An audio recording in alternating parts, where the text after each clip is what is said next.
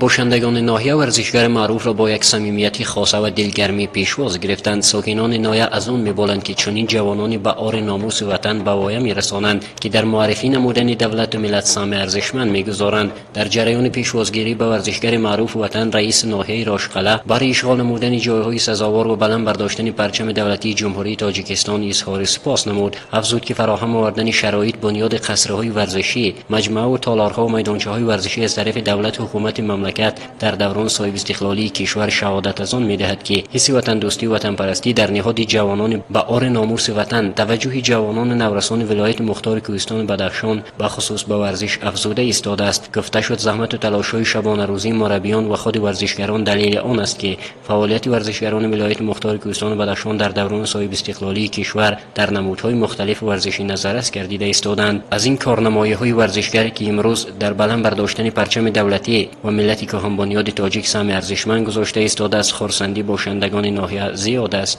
از فرصت مناسب استفاده برده برادر خود رو شیرمحمدов شادروز رو که با یک موفقیت کلانترین رسید که چمپیون در FFC شد، فخر داریم که یک آدم برومند تاجیکستان شد و پرچم برداری ملت ما شد. شادروز شیرمحمدov زاده ناحیه راشقله بوده. از زمره آن ورزشگرانی می باشد که در چندین مسابقه ها از نمود محاربه تنبتن در مسابقه های ورزشی جهانی و وطنی شرکت نموده، بر حریفانش دست بالا شده، پرچم جمهوری تاجیکستان را بلند برداشت. باعث خرسندی است که یکی از فرزندان کوهستان، یکی از فرزندان ناحیه راشقله شیرمحمدov شادروز همچون در حوزه جهان پرچم برداری تاجیکستان شد.